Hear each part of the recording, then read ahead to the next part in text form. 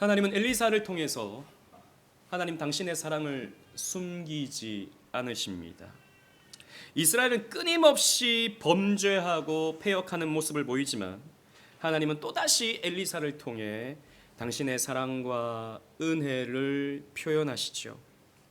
그러나 이 엘리사의 시대도 저물어 갑니다. 그 남아있던 사랑, 그 끈앞을 같은 그 은혜도 이제 저물어 가고 있다라고 하는 것을 보여주죠. 이스라엘에 남아있던 등불도, 그 작은 등불도 이제 꺼져가는 상황이 되는 것입니다. 이런 시대 속에서 포악했던 왕, 지난주 우리가 살펴봤던 야망이 컸던 자기 열심의 사람 예후는 28년간 북이스라엘을 통치했습니다. 그리고 우리가 다 살펴보진 못했지만 이 예후 뒤를 이어서 예후의 아들이었던 여호아스가 17년 동안 통치를 합니다. 그리고 또 그 여호아스의 아들인 요아스가 이스라엘의 왕이 돼요. 그러나 나라의 상황은 그 조상 때보다 더 나아지질 않았습니다. 하나님이 은혜를 계속해서 공급해 주었지만 남아있던 사랑까지도 다 쏟아 부어 주셨지만 이스라엘은요, 죄에서 떠날 줄을 몰라요. 예후의 아들 여호아스의 범죄를 보십시오. 2절 말씀을 보시겠습니다. 오늘 본문 2절 다 같이 한번 읽겠습니다. 시작. 여호와 보시기에 악을 행하여 이스라엘에게 범죄하게 한 느밧의 아들 여로보암의 죄를 따라가고 거기서 떠나지 아니하였으므로 예후의 아들도 여로보암의 죄에서 떠나지 않았다. 또 6절도 보십시오. 그들이 이스라엘에게 범죄하게 한 여로보암의 집의 죄에서 떠나지 아니하고 그 안에서 따라 행하며 또 사마리아의 아세라 목상을 그냥 두었더라 라고 하고 있습니다. 우상 숭배의 죄가 이 북이스라엘 땅에 떠나지 않은 것입니다. 그래서 하나님은 징치 수단을 계속해서 남겨둡니다. 지난주 우리가 살펴봤던 아람의 왕 하사엘을 통해서 끊임없이 이스라엘을 괴롭히죠. 4절 초반을 보면 아람 왕이 이스라엘을 학대함으로 라고 되어 있는데 이 왕이 하사엘입니다. 자기의 그 섬기던 왕을 그 물에 적신 이불로 질식시켜 죽였던 그 하사엘이 계속해서 이스라엘을 학대하는 거죠. 하나님이 채찍으로 징계로서 이스라엘을 이렇게 징계하시는 것입니다. 그리고 이때 북이스라엘은 요단 동쪽의 땅을 다 빼앗겨 버렸습니다. 아람에게. 이 길르앗 지역을 다 빼앗겨 버렸죠. 그러니까 엘리사도 이제 수명이 다했습니다. 절망적인 상황인 것이죠. 정말 이제는 아무런 소망이 없어 보이는 시대가 되고 만 것입니다. 그러나 하나님은요, 마지막까지도 엘리사를 통해 복음을 선포하세요. 여러분, 구한말에 정말 이 조선 땅이 아무런 소망이 없었던 그런 시대가 있었지 않습니까? 쇄국 정책으로 인해서 경제적인 파탄이 이루어지고 또 빈부의 격차, 양반과 노비의 격차는 너무나도 극심해져서 사람들이 어떤 일을 하려고도 하지 않고, 왜? 일하면 다 빼앗겨 버리니까. 일하면 뭐 남는 게 없으니까. 일을 하려고 하지도 않고 온갖 더러움과 온갖 나태함과 소망이 없을 그때에 하나님께서 이 땅을 불쌍히 여기셔서 선교사님들을 보내주시죠. 정말입니다. 여러분, 이 땅에 정말 불모지였던 이 땅에 소망이 생겼던 것은 하나님께서 선교사님들을 이 땅에 보내주셨어요. 지구상에 조선이 있다고는 생각도 안 했습니다, 사람들이. 그런데 어찌 된 영문인지 6,000명의 선교사님들이 한국 땅을 밟습니다. 어마어마한 숫자예요. 중국도 아니고요, 일본도 아니고요, 조선 땅에. 그래서 학교를 짓고 여학생들을 가르치고 병원을 짓고 교회를 세워서 사람들이 일할 수 있는, 생기 있게 일할 수 있는 길을 하나님께서 열어주시는 것이죠. 그래서 여러 가지 어려움을 겪기도 하지만, 그러나 여러분, 선교사님들의 헌신을 우리는 잊어서는 안 됩니다. 그러나 그 선교사님 배후에는 누가 있습니까? 하나님이 계시죠. 하나님이 긍휼을 베풀어 주신 것입니다. 마찬가지입니다. 절망적인 상황, 이 이스라엘의 절망적인 상황 속에서도 하나님은요 복음을 선포하십니다. 당신의 은혜를 여전히 흘려 주신다는 것이죠. 그래서 이 엘리사의 죽음을 통해서 나타내시는 하나님의 사랑과 하나님의 긍휼은 어떤 모습인지 함께 살피면서 은혜를 나누어 보고자 합니다. 이스라엘은 정치적으로나 군사적으로 또 영토의 측면에서 그 어느 때보다도 위축되어 있었습니다. 이스라엘의 남은 군사의 규모를 보십시오. 7절입니다. 7절을 우리 다 같이 한번 읽어보도록 하겠습니다. 이스라엘의 남은 군사의 규모가 어떠했는가? 시작. 아람 왕이 여호아스의 백성을 멸절하여 타작마당에 티끌같이 되게 하고 마병 50명과 병거 10대와 보병 10,000명 외에는 여호아스에게 남겨두지 아니하였더라. 마병이 말 타고 전쟁하는 마병이 50명, 그리고 병거가 10대, 보병이 10,000명이지만 뭐 많은 수라고 볼 수 있겠지만 다른 나라에 비하면 택도 없는 숫자입니다. 10,000명 갖고 여러분 전쟁은 못해요. 아람과 무슨 전쟁을 합니까? 이 정도는요 군사 퍼레이드 하기에도 적은 숫자입니다. 그러니까 이 군사적 힘이 너무나도 약해져 있는 것을 볼 수 있는 것이죠. 그런데 설상가상으로 이스라엘을 그나마 지켜오던 엘리사까지도 병들어 죽게 된 것입니다. 14절 말씀을 보시겠습니다. 14절. 엘리사가 죽을 병이 들매 이스라엘의 왕 요아스가 그에게 내려와 자기의 얼굴에 눈물을 흘리며 이르되 내 아버지여 내 아버지여 이스라엘의 병거와 마병이여 하매라고 했습니다. 엘리사도 이제 사람이기 때문에 죽을 때가 된 것이죠. 그렇게 놀라운 기적을 많이 나타내던 엘리사였지만 그도 역시 육신의 연약함을 가진 인간이기 때문에 죽을 날이 가까워진 것입니다. 그런데 이때까지 그래도 북이스라엘이 명맥을 유지할 수 있었던 까닭은 엘리사의 도움 때문이었습니다. 엘리사가 그때마다 적들을 막아주고 물론 어려움을 당하고 나라의 절반을 빼앗기긴 했지만 그나마 그래도 이 나라가 유지될 수 있었던 것은 엘리사의 도움 때문이었죠. 그래서 엘리사를 가리켜서 이 요아스가 이렇게 말합니다. 내 아버지요 내 아버지요. 여러분 아버지라고 하는 표현은 단순히 나를 낳아준 존재를 아버지라고 말하는 게 아닙니다. 성경에서 말하는 아버지는요 존경의 대상, 섬김의 대상을 그렇게 표현하는 것이죠. 그래서 스승을 가리켜서 혹은 왕을 가리켜서 혹은 나를 낳아준 부모를 가리켜서 아버지라고 하죠. 더 나아가서는 하나님을 우리의 아버지라고 부르게 되는 것입니다. 그래서 그나마 이 요아스도요 왕을 존경하고 있었던 거죠. 그나마 우리가 당신 때문에 살아왔습니다. 내 아버지여 내 아버지여 어찌 이렇게 죽으십니까? 그리고 이스라엘의 병거와 마병이여 라고 외쳤습니다. 그러니까 당신 덕분에 우리가 그나마 전쟁에서 늘 패하지만 않았고 나라를 유지할 수 있었습니다 라고 이렇게 외치고 있는 것입니다. 엘리사가 이스라엘의 군사력에 있어 얼마나 중요한 역할을 했는지 알 수 있게 되는 것이죠. 그런데 그때 이 왕이 눈물을 흘리니까 이 엘리사가 활과 화살을 가져오십시오 라고 제자에게 명령합니다. 그리고 왕에게 이렇게 말합니다. 제가 16절을 읽고 17절을 다 같이 한번 읽어보도록 하겠습니다. 또 이스라엘 왕에게 이르되 왕의 손으로 활을 잡으소서 하매 그가 손으로 잡으니 엘리사가 자기 손을 왕의 손 위에 얹고 시작 이르되 동쪽 창을 여소서 하여 곧 열매 엘리사가 이르되 쏘소서 하는지라 곧 쏘매 엘리사가 이르되 이는 여호와를 위한 구원의 화살 곧 아람에 대한 구원의 화살이니 왕이 아람 사람을 멸절하도록 아벡에서 치리이다 하니 아멘. 여러분 화살이라고 하는 것은 고대 근동 지역에서 폭넓게 쓰는 전쟁의 이미지입니다. 무슨 뭐 또 안전 뭐 온 것 같아요? 무슨 내용입니까? 뭐 별 내용 아니면 아주 막 폭염주의보 이런 걸 왜 11시 반에 이렇게 오는지 모르겠어요. 꼭 11시 반 되면 이거 와요. 요즘에는 별것 아닌 것도 왜 이렇게 자주 오는지 모르겠습니다. 뭐 뺑 하고 옷 보면 물 마십시오. 부모님에게 전화하십시오. 너무 이렇게 또 많다 보니까 약간 그 양치기 소년처럼 되는 것 같아요.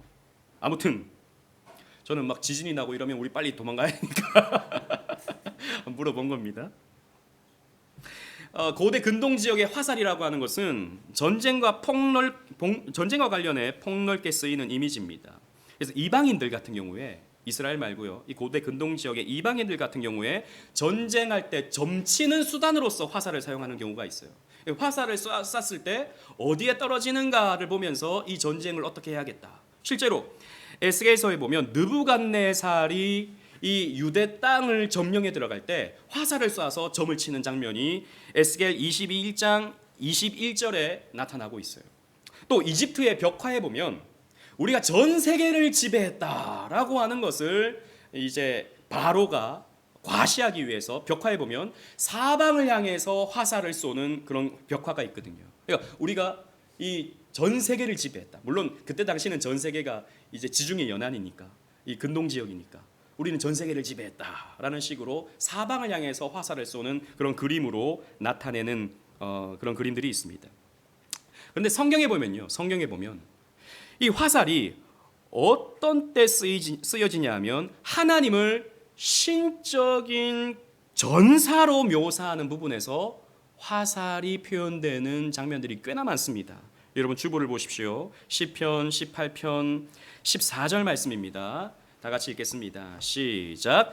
그의 화살을 날려 그들을 흩으시며 많은 번개로 그들을 깨뜨리셨도다. 아멘. 하나님이 적들에게 화살을 쏘신다. 그래서 적들을 흩어버리신다 라고 표현하고 있는 거죠. 이런 성경의 표현들이 굉장히 많습니다.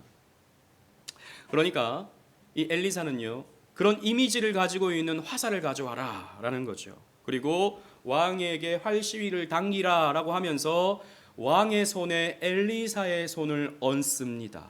여러분 이것은 어떤 의미죠? 안수와 같은 의미가 있는 것입니다.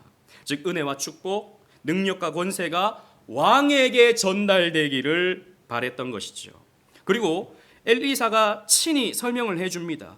이것을 쏜다고 하는 것은, 동쪽을 향해서 쏜다고 하는 것은 하나님이 전쟁에서 승리를 가져다 준다라고 하는 구원의 화살입니다 라고 설명을 친히 해주고 있어요. 여러분 동쪽이라 그랬잖아요. 이 동쪽은 어떤 의미입니까? 지금 동쪽 땅을 빼앗겨 버렸거든요. 그 동쪽 땅을 다시 되찾을 수 있을 것입니다 라고 하는 그런 의미가 되는 것입니다. 군사력은 초라하기 그지없고 어떤 전쟁의 의욕조차도 잃어가고 있는 상황이지만 왕이시여, 하나님이 이 전쟁에서 앞장서십니다. 하나님께서 당신의 화살을 쏘셔서 저 대적들을 물리치십니다. 왕이시여 용기를 가지십시오 라고 엘리사가 메시지를 주는 것입니다. 실제로 14장에 가면 요아스의 아들 여로보암 2세 때에 이 아람과 또 전쟁을 하게 되는데 3번 전쟁에서 승리함으로 그 땅을 되찾는 장면이 14장에 기록되고 있어요. 나중에 한번 살펴보시기 바랍니다.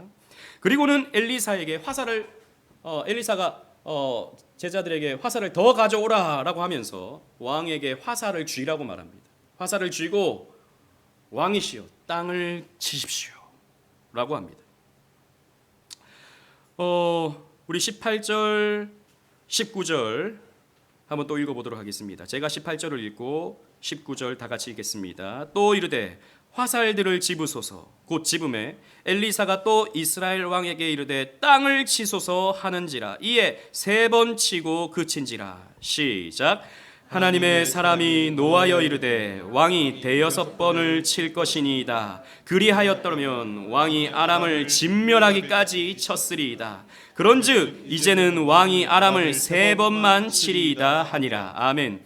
여러분 앞에서 엘리사가 왕에게 가르쳐 줬어요. 이 화살은 하나님이 우리에게 주시는 승리의 메시지입니다.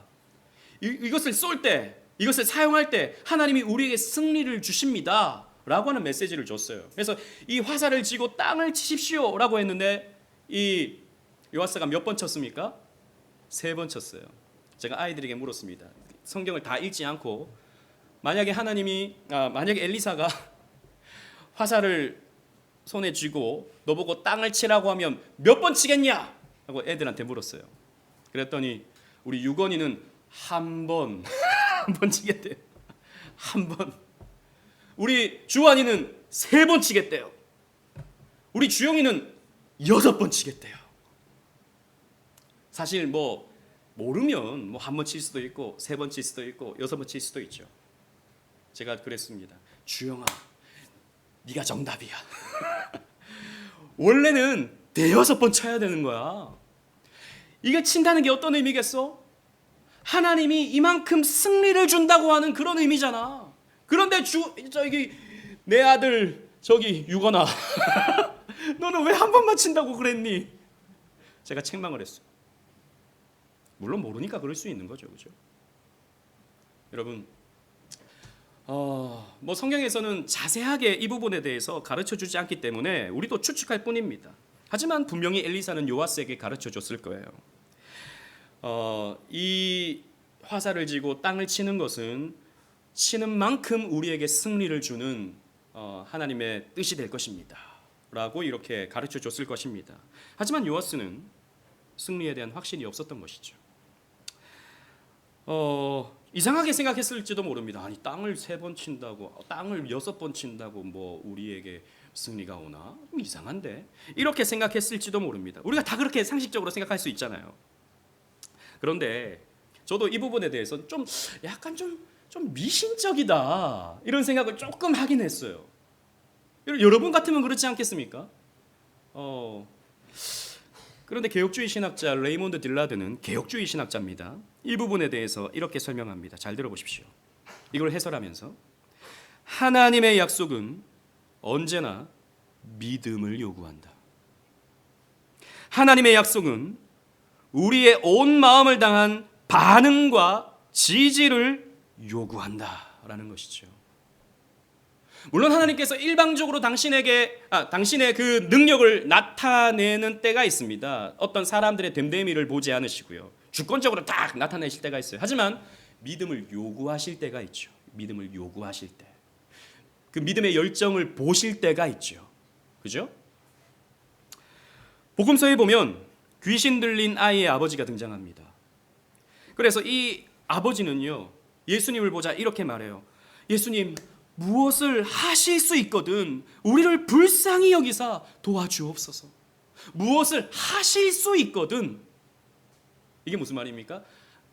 그런 능력이 있으시다면, 할 수 있으시다면 좀 해주십시오. 이렇게 요청을 한 겁니다. 그때 예수님께서 책망하시면서 이렇게 말씀하시죠. 마가복음 9장 23절 말씀 주보에 없습니다. 있습니까?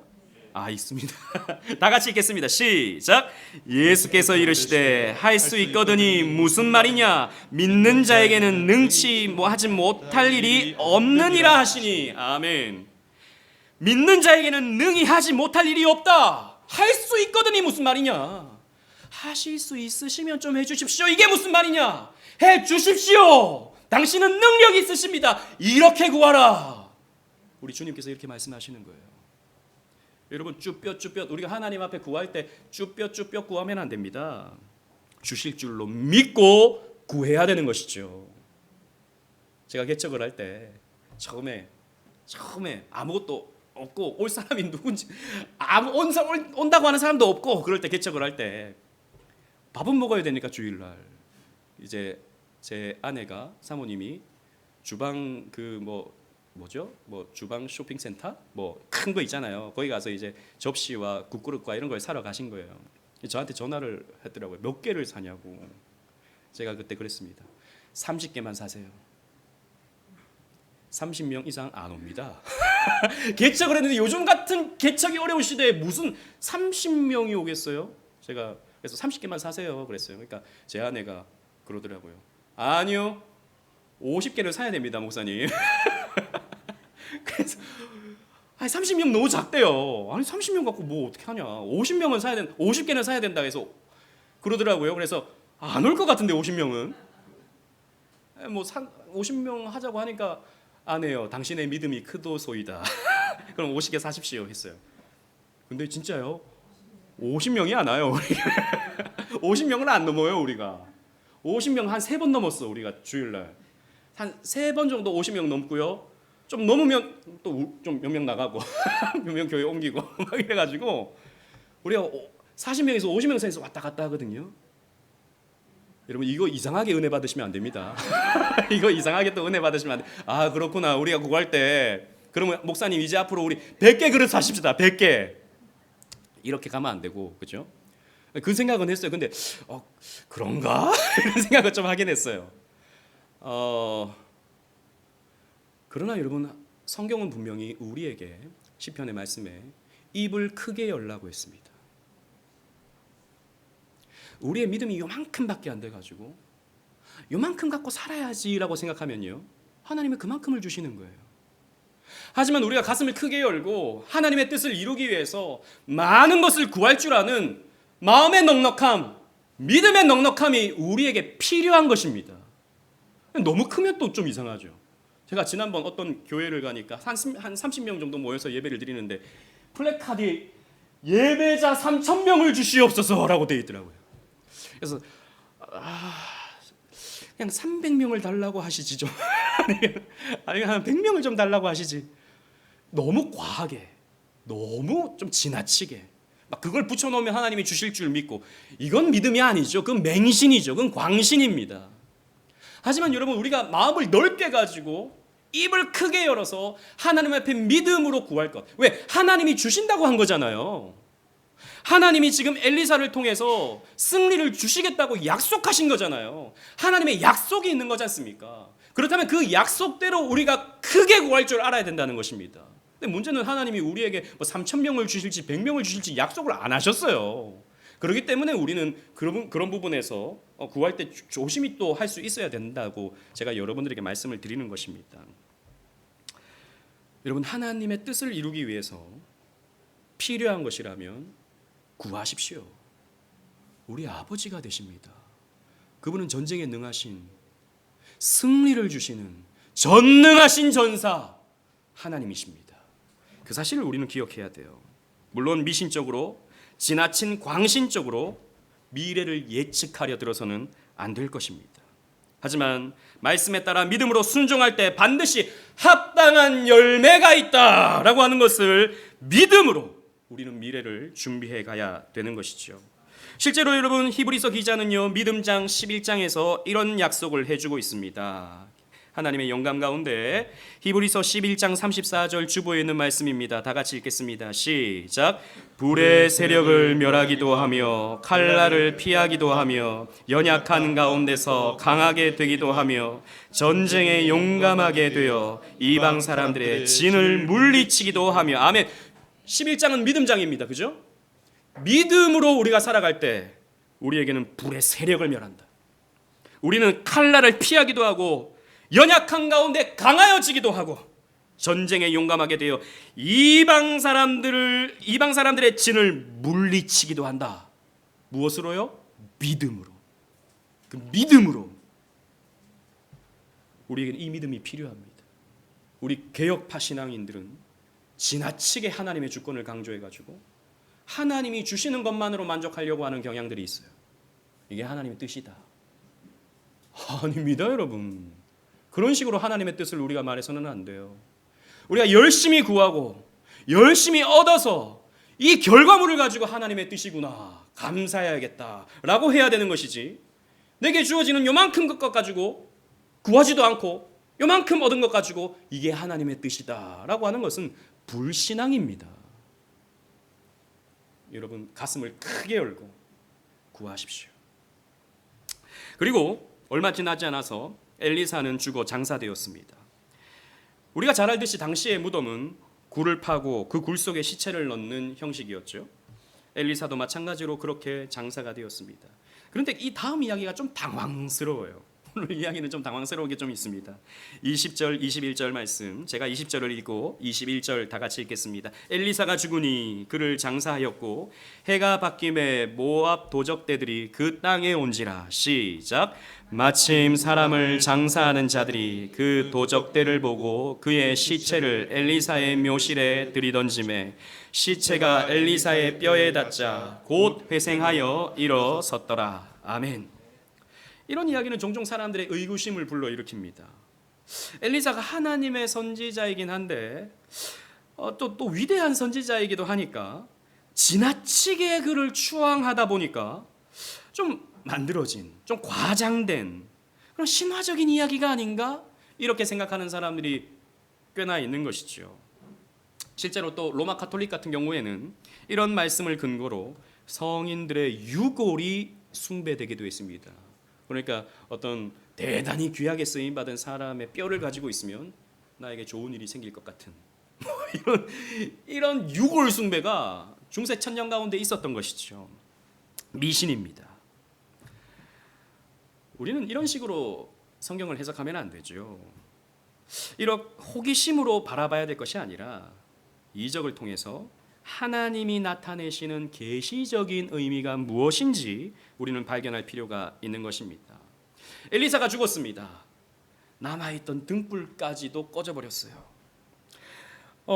이런 상황에서 이제는 모압의 도적대까지 창궐해가지고 이스라엘을 괴롭힙니다. 아람과의 전쟁조차도 힘에 겨운데 모압의 도적대들 이렇게 나타나서 사람들의 것을 빼앗고 약탈하고 사람을 죽이고 성폭행하는 이런 일들이 꽤나 있었던 것이죠.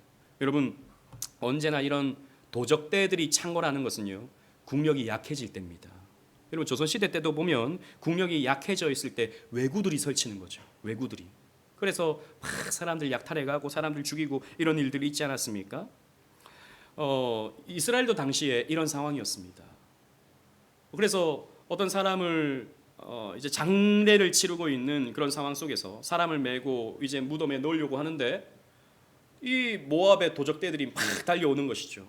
그러니까 도망가야겠다라고 생각하는데 이 시체를 메고 있으니까 어떻게 합니까? 시체를 그냥 무덤 그 굴 속에 그냥 던져버린 것이죠. 도망을 갔습니다. 근데 그 던져버린 그 시체가 어쩌다 보니까 엘리사의 뼈에 닿아버렸어요. 근데 놀랍게도 그 죽었던 사람이 엘리사의 뼈에 닿자마자 살아나게 된 겁니다. 일어서게 된 겁니다. 여러분, 도대체 이게 무슨 말입니까? 좀 우스꽝스러운 모습 아닙니까? 그러나 여러분, 이것은 분명히 이런 절망적인 상황 속에서도 하나님은 당신의 능력을 나타내신다라고 하는 메시지를 우리에게 주시는 겁니다. 장차 있을 만물의 회복을 보여주는 것이죠. 아무리 절망적인 시대적 상황 속에서도 하나님은 선지자를 통해 다시 살게 되는 축복을 내려주신다라고 하는 것을 당시에 그 절망 속에 살아가는 사람들에게 소망으로 주는 것입니다. 지금은 죽지만, 지금은 암울하지만, 지금은 절망적이지만 다시 생명을 얻게 될 때가 온다라고 하는 종말론적인 부활신앙을 예언하는 사건이 되는 것이죠. 앞에서 말씀드린 것처럼 엘리사의 죽음과 함께 이제 북이스라엘은 사멸의 길로 들어갑니다. 우리가 잘 아는 것처럼 BC 722년에 북이스라엘은 완전히 망하게 되죠. 역사 속에서 사라져버립니다. 그 민족 자체도 혼혈화되어서 사마리아인으로 남게 되어버립니다. 뿔뿔이 흩어지게 되는 것이죠. 이 언약의 백성들이 마른 뼈와 같이 죽어버리는 그런 상황으로 들어가게 되는 것입니다. 하지만 에스겔 선지자는 마른 뼈와 같이 말라버린 이스라엘이 다시 회복될 날이 온다라고 하는 것을 환상을 보고 설교했습니다. 그때 당시는 하나님이 환상을 통해서 말씀을 주신 것이죠. 그리고 그것을 설교하게 했습니다. 주보를 보십시오. 에스겔 37장 5절 말씀 다 같이 한번 읽어보도록 하겠습니다. 시작. 주 여호와께서 이 뼈들에게 이같이 말씀하시기를 내가 생기를 너희에게 들어가게 하리니 너희가 살아나리라. 아멘. 에스겔이 뼈들이 잔뜩 쌓여있는 그런 뼈가 산처럼 쌓여있는 그런 모습을 봅니다. 환상을 봅니다.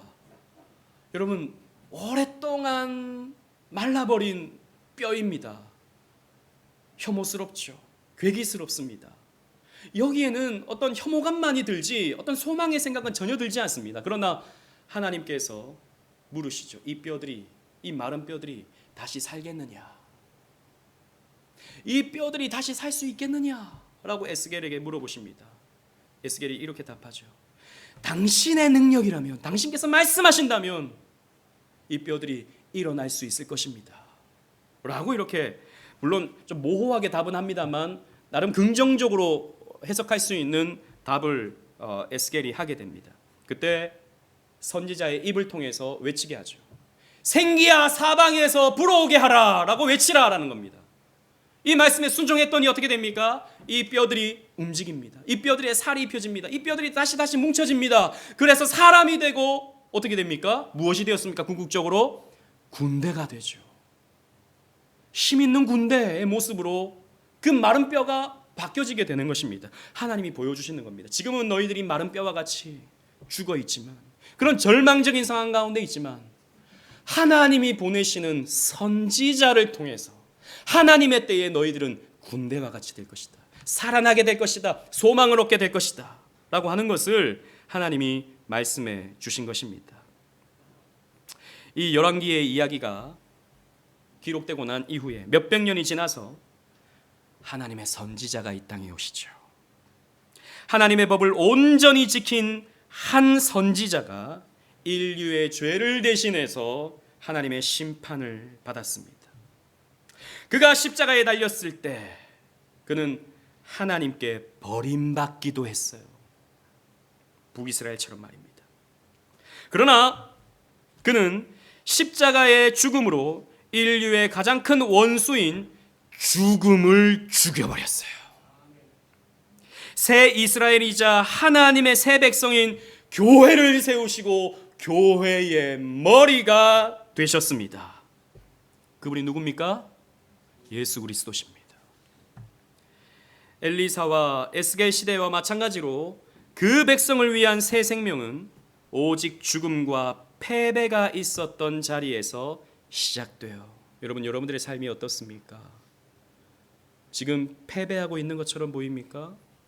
지금 여러분들은 점점 죽을 것 같은 절망적인 상황 속에서 혹시 살아가고 있지는 않습니까? 혹은 그런 절망이 여러분들에게 찾아올까 봐, 사업의 문제, 경제적인 문제, 건강의 문제가 여러분들에게 찾아올까 봐 두려워하고 걱정이 되십니까? 여러분 기억하십시오. 새 언약이 체결되었습니다. 우리 주 예수 그리스도의 부활로부터 새 공동체를 위한 생명이 흘러나옵니다. 예수님은 죽어 썩어 풀풀 냄새가 나는 나사로를 향해서 이렇게 말씀하셨습니다. 주보를 보시겠습니다. 요한복음 11장 25절 말씀 다 같이 읽겠습니다. 시작.